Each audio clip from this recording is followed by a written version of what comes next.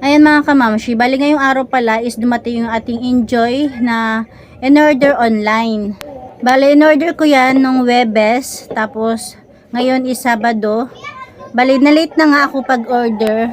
Kasi naman siguro mga 2 piraso na lang saka ko naalalang mag-order online. Kaya naman saktong-sakto lang talaga yung dating ni Kuya. Kasi yung baso ko siguro mga 3 or 4 na piraso na lang yung nakalagay sa loob. Tapos wala na akong stock sa loob ng tindahan ko. Kaya ayan, sabi ko is mabuti na lang talaga is dumating na ngayon.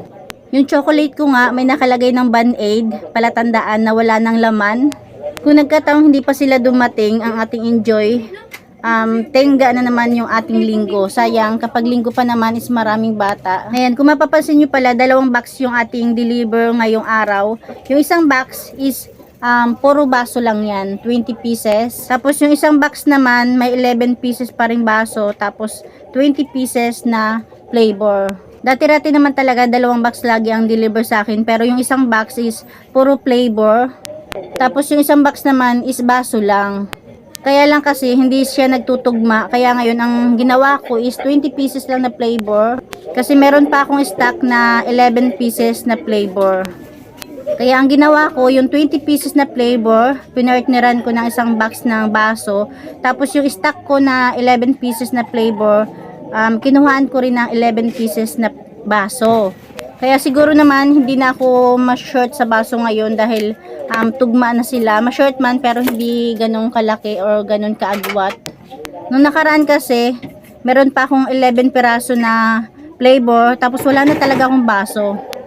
Kaya ngayon inaasahan ko hindi na nalalayo yung agwat nila. Pag paubos na yung baso, sigurado paubos na rin yung aking flavor.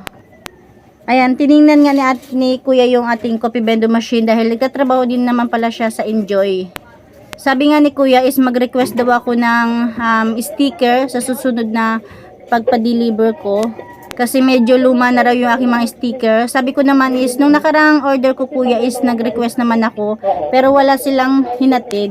Sabi ko na lang is baka hindi napansin yung aking chat. Kaya okay lang, sabi ko next time na lang. Ang sabi ni Kuya is dadalhan na lang daw niya ako. Kaya ayan, natuwa naman tayo. Bali dati is binibigyan ko si Kuya ng soft drinks. Kaya lang naunahan niya ako, nakabili na siya ng soft drinks. Kaya tinapay na lang binigay ko.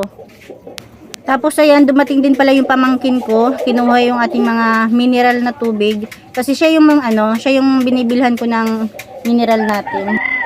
Ayan, bali 3 galon lang yung nakuha sa atin kasi yung 3 galon lang yung walang laman. Ayan mga kamamshi, ito naman yung share ko sa inyo. Ito yung 2 box na galing kay Enjoy. Ayan, ito yung 20 pieces na mga flavor. Tapos dito naman is isang box lang na mga baso.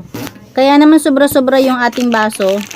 'Di ba? Dapat 20 kasi ang order ko 20 pieces na flavor, dapat ang baso ko lang na order is 20. Pero napasobra ako ng 11 kasi meron nga akong tirang 11 pieces na flavor, yung caramel.